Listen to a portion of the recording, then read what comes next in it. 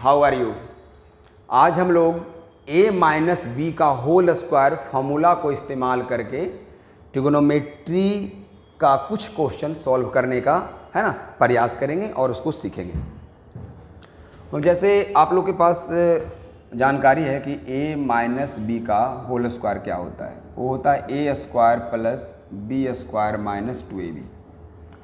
अब किसी भी क्वांटिटी का जब आप पावर 2 लेते हैं तो वो क्वांटिटी हमेशा जीरो या उससे बड़ा हो जाता है। जीरो कब होता है? जब दोनों क्वांटिटी इक्वल होता है। बाकी सारे केस में चूंकि स्क्वायर है तो पॉजिटिव आएगा। अब a इसके इक्वल है तो यहाँ पे लिखेंगे a square plus b square minus 2ab greater than equal to 0। अब यहाँ से आपके पास आ जाएगा a square plus b square greater than equal to 2ab। मतलब दो क्वांटिटी a और b का स्क्वायर का सम हमेशा बड़ा या बराबर होता है 2 इंटू दोनों क्वांटिटीज के प्रोडक्ट का। ये आपको a माइनस बी का होल स्क्वायर का यूज करके समझ में आ गया। अब क्या है, a को आप मान लो रूट x और b को मान लो 1/√x, जहाँ x 0 से बड़ा लेना पड़ेगा क्योंकि रूट जो है वो निगेटिव का रियल नंबर नहीं आता है, और 0 भी नहीं लेंगे क्योंकि 1/0 करने पे अनडिफाइंड हो जाएगा। तो रूट एक्स ले लिया तो रूट एक्स का स्क्वायर क्या हो जाएगा? x हो जाएगा। b 1/√x है तो उसका स्क्वायर क्या हो जाएगा? 1/x हो जाएगा।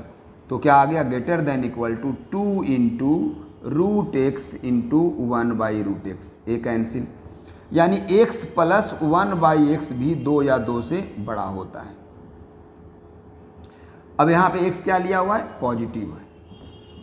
मतलब कोई पॉजिटिव नंबर और उसके रेसिप्रोकल का जो सम होता है वो 2 होता है या 2 से ज़्यादा होता है, यानी x प्लस 1/x का मिनिमम वैल्यू 2 होता है। तो a माइनस बी का होल स्क्वायर बहुत ही अच्छी चीज़ है। अब देखिए आपको बता रहा हूँ कि अगर कोई निगेटिव नंबर हो, यहाँ x तो पॉजिटिव है ना, अगर यहाँ पे निगेटिव नंबर है और 1/ फिर उसी का रेसिप्रोकल है निगेटिव नंबर का, तब स्थिति क्या होगा?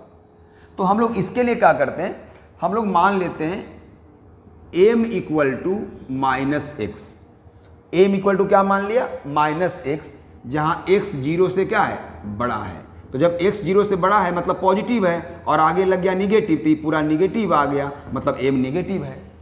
तो जब m equal to minus x मान लिया तो x इक्वल टू क्या हो गया? x equal to minus m हो गया, राइट।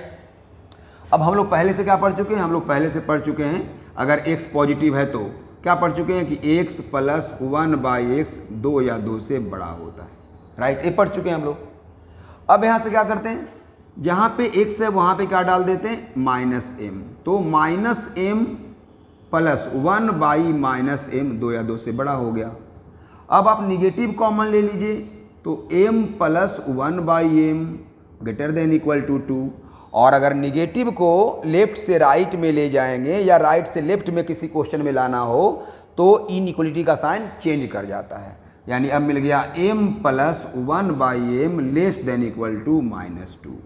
अब यहाँ पे केस क्या है बच्चों की m निगेटिव है, यानी ये तीन कॉन्सेप्ट क्या क्या बता रहा है? ये बता रहा है कि दो क्वांटिटीज के स्क्वायर का सम दोनों क्वांटिटीज के प्रोडक्ट इंटू 2 से बड़ा होता है या बराबर होता है।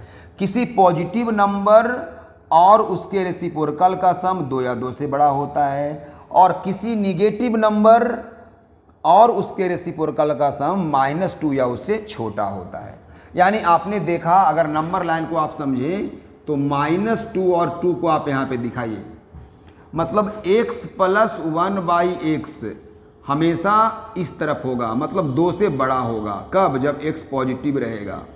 और यहाँ पे m चूंकि आप माने हैं लेस देन 0, m कोई भी नंबर हो सकता है तो उसको हम x भी मान सकते हैं, यानी कि अगर x लेस देन 0 है तो x प्लस 1/x का वैल्यू हमेशा -2 से कम होगा। इसके बीच में कभी भी कोई भी नंबर और उसके रेसिप्रोकल का सम नहीं होता है, वो हमेशा -2 और 2 के है ना को छोड़कर उसके बाहर होता है, बीच में नहीं होता है।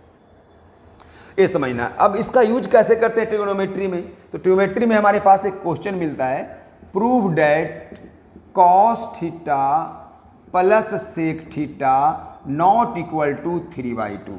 तो भाई मेरे ये आपका कॉस थीटा, इसको आप x मान लो, तो इससे क्या हो गया 1/x। तो अभी तो हम लोग पढ़ चुके हैं कि x पॉजिटिव हो या निगेटिव हो वो हमेशा 2 से बड़ा होता है या -2 से कम होता है। ये रिजल्ट स्पष्ट कर रहा है कि x और 1/x का सम कभी भी -2 और 2 के बीच में नहीं होता है, मतलब कभी भी 3/2 नहीं होगा। इसीलिए आप कह सकते हैं कि cos प्लस सेक कभी भी 3/2 नहीं होगा। बहुत आसान है। सेकेंड क्वेश्चन मिलता है आपको, prove that sine square theta plus cosec square theta greater than equal to 2। आप इससे बना लो x का मान, a का मान क्या पुट कर दो साइन थीटा, तो जब a का मान पुट कर दोगे साइन थीटा तो क्या आ जाएगा, आपका रिजल्ट है कि a square plus b square 2 या 2ab से बड़ा होता है। अब a का मान ले लिया साइन थीटा तो आ गया sine square theta plus cos square theta greater than equal to 2 sine theta into cosec theta. I am talking here cosec theta. तो इसका वैल्यू कितना आ गया 1, क्योंकि साइन इंटू कॉसेक 1 होता है। तो मिल गया sine square theta plus cosec square theta greater than equal to 2। तो इस तरह से आपने इसको भी प्रूव कर लिया। तो a माइनस बी का whole square, a minus b का होल स्क्वायर को आप यूज करना सीखिए। ये आपको फर्स्ट, सेकेंड और थर्ड 3 रिजल्ट दे रहा है। मैं समझता हूं कि इसको आप अच्छी तरह से यहाँ पे ग्रेस्प किए होंगे और अगले दिन मैं कुछ और भी आपके लिए लेकर आऊँगा जो 11th क्लास में वो क्वेश्चन को सॉल्व करेगा जिसको आप देखते हैं तो आपको डर सा लग जाता है, लेकिन वो होता क्या है, बहुत ही आसान कॉन्सेप्ट पे क्या करता है, डिपेंड करता है। आज यहीं पे देते हैं ब्रेक और मिलते हैं ब्रेक के बाद।